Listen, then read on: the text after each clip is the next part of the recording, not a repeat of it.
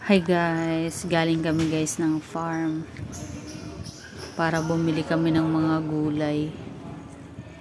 Actually guys, ngayon ko lang to nalaman na may farm pala dito malapit sa amin. May patola, ampalaya, okra, talong, bell pepper, and guys may mga mangga pa.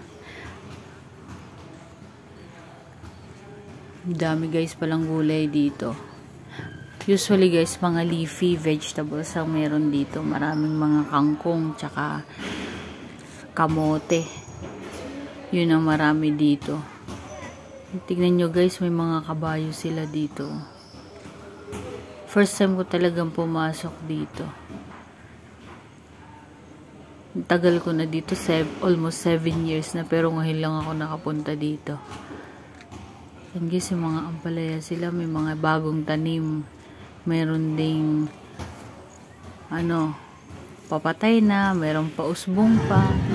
Ngayon pauwi namin guys, may ganito pala, kanapol na ang tawagin. Fiesta kasi dito guys.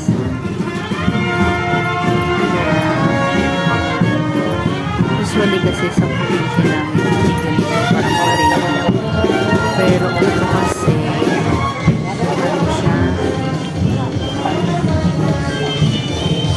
talagang yung sinasayaw nila yung santo.